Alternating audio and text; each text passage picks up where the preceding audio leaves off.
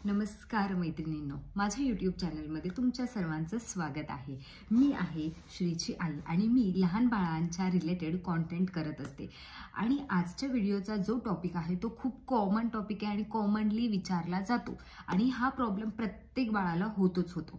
हो, मी म्हणतेय की मी या टॉपिकवर बोलणार आहे की काय होतं की लहान बाळ जे असतं ना ते दिवसातून 2-3 वेळा शी तर करतच करतं, पण 3 महिन्यांचं झाल्यानंतर किंवा त्याच्या आधीही लहान बाळ काय करतं, कधी कधी 1-2-3 दिवस, कधी कधी 1 आठवडा शी करत नाही।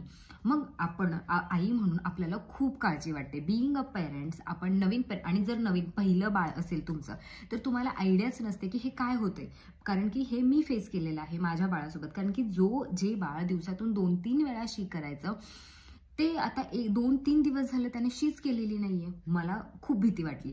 त्याच्यानंतर आपल्या आजी, मामी, काकी यांचं सजेशन असतंच की काय काय सजेशन देत असतात ते। त्यातलं पहिलं सजेशन म्हणजे की ती जी जागा आहे तिथे साबण घालायचा, त्याच्यामुळे बाळ शी करतं। हो, हे फरक करतं, म्हणजे ह्याने होतं, पण असं काहीही करायचं नाही, कारण लहान बाळ शी न करणं हे अगदी कॉमन आहे। तुम्ही जरी डॉक्टरकडे गेलात ना तरी डॉक्टर तुम्हाला हेच सांगणार आहेत की हे नॉर्मल आहे। फक्त एक काळजी घ्यायची की तुमचं लहान बाळ आहे, त्याचं पोट आहे ना, त्या पोटावरती हात देऊन बघायचं की बाळाचं पोट तुम्हाला कडक तर नाही लागत आहे ना, बाळाला गॅसचा तर काही प्रॉब्लेम झालेला नाहीये ना, ह्या गोष्टीची काळजी घ्यायची। कारण की कसं आहे, काय काय मुलांना काही प्रॉब्लेम असू शकतो, तर त्यामुळे बघायचं कडक वाटतंय की नाही। कारण की कधी कधी काय होतं की जर बाळाने शी केली नाही तर बाळ ना खूप वेळा सू करतं, म्हणजे जे काही त्यांनी खाल्लं पिल्लेलं आहे ते सूद्वारे ते पचन करत असतं, त्याच्यामुळे ते टेन्शन घेण्याची गरजच नाहीये तुम्हाला।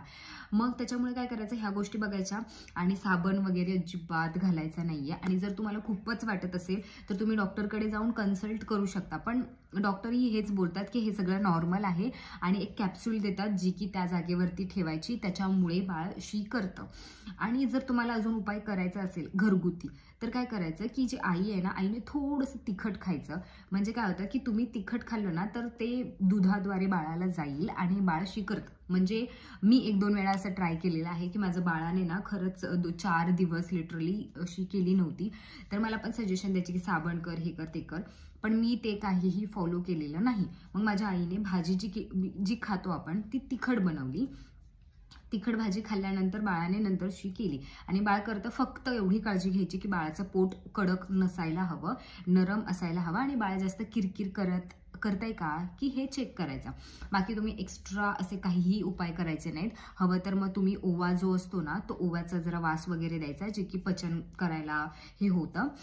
बाकी काही करायची गरज नाहीये। तुम्ही जर डॉक्टरकडे गेलात तर तेही तुम्हाला हेच सांगतील की काळजी करू नका, हे नॉर्मल आहे, साबण वगैरे असल्या काही भानगडीत पडू नका।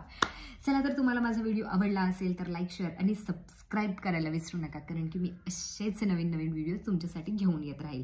आणि जर तुम्हाला काही प्रश्न असतील तर मला कमेंट बॉक्समध्ये नक्की कळवा। चला तर आपण भेटूयात म्हणजे दुसऱ्या व्लॉगमध्ये। Bye bye.